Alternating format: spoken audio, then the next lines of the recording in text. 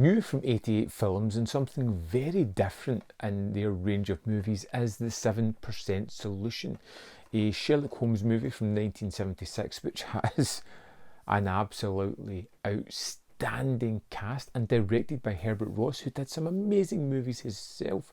So the pedigree is most definitely there. You've got an interesting take on the Sherlock Holmes legacy, as we have Nicole Williamson, who was Merlin in Excalibur, playing Sherlock Holmes, and Watson, played by Robert Duvall. Watson is extremely worried for his colleague because Holmes has went in a downward spiral of cocaine abuse. I was saying only yesterday to a man. He's the Napoleon of crime, Watson! He's the organizer of half that is evil and nearly all that is undetected in this great city in the annals of contemporary crime. He is paranoid. He is losing his grip on reality. He is basically going to kill himself if he doesn't get off this drug. So Watson decides to go and see Mycroft Holmes and decides to have a little plan. They're going to lead him into Vienna, where he will see Sigmund Freud, and they will work on his addiction and hopefully overcome that. You knew of this deception from the first, Watson. You're the last person I would have suspected capable of betraying me to my enemies. And it's a very dark element for the first half of this movie, watching Holmes go through detox. In fact, there's a detox scene in this that rivals and must have inspired Trainspotting's detox sequence. Although it's not like as in your face as that, there is definitely elements that fit very closely towards that sequence, and it's wonderfully dark.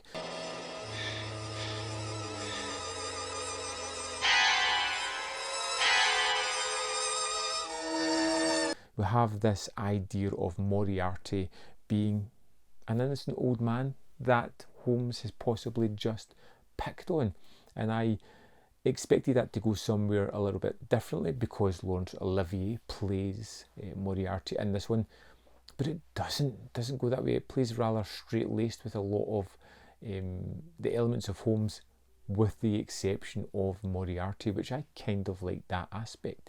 Now assume you were concerning yourself with this case. What would be your next move? Will you please take me home and hypnotize me? I tell you, I am having an attack.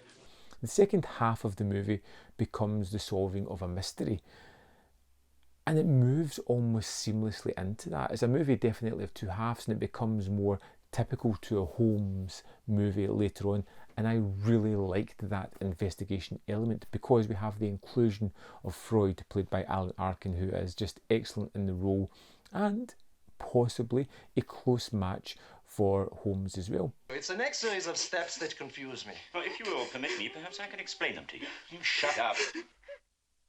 All that is necessary is to combine your methods and my own. But there are standout sequences in this one that are incredibly fun.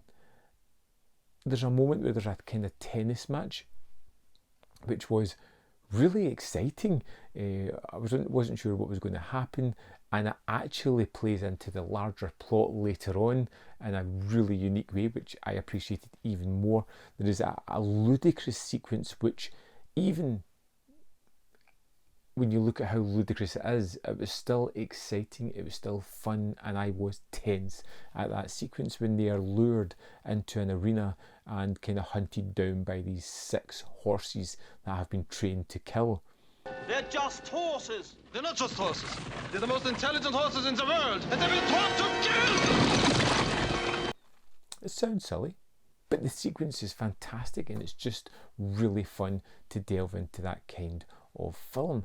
One where we've got a super smart sleuth, someone who is head and shoulders above everyone else, who's been duped into going to rehab basically, and it really does delve into that dark elements of that story, which I really appreciated. I think the performances are all great, although Robert Duvall at the start was a little bit I was unsure of his Watson, but I believe he really grew into the role as well. In addition to that, you've got Vanessa Redgrave, you've got Samantha Eggar in this one, you've got Joel Grey who appears in this. It's a stacked cast that's directed masterfully, and as a fan of Sherlock Holmes movies, This ticked all the boxes for me. It gave me a riveting story and an insight into the personal life of the man as well. And even the ending of it was, yeah, really interesting. Something I really did love. Watch your step, Holmes! More Wartburger! I would strongly recommend picking up the 7% solution. I found it to be riveting, exciting, a little bit different for a Holmes movie, and something that was ultimately a really fun watch.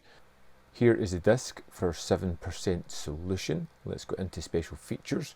We have an audio commentary with Kim Newman and Sean Hogan. We have a second audio commentary with Vic Pratt and Will Fowler. We have Reinventing Holmes, Nicholas Meyer, and his 7% solution, which is 32 minutes, 27 seconds in length. Talks about his upbringing and how it leads to Holmes, as well as a history of Holmes and the changes he made from his novel to the film, as well as casting. Next, we have a different Sherlock, David Stuart Davies, on the 7% solution, which is 16 minutes 56 seconds. He's a writer and playwright. His background looks a little bit like a hoarder.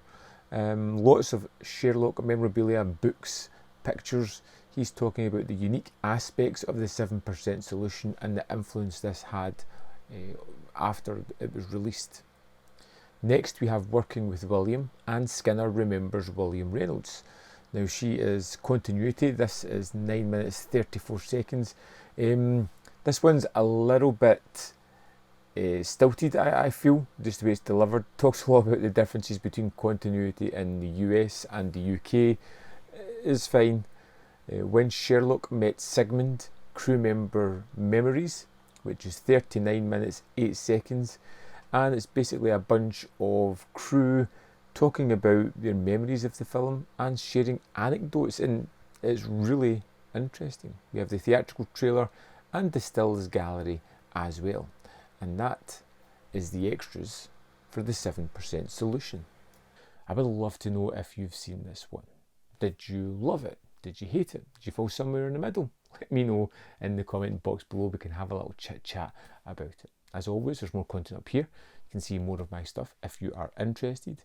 And in the description box below are links to the Patreon, the membership program, manvfilm.com, all ways in which you can support the running of this channel, which would be greatly appreciated. And I will see you next time on Man v Film.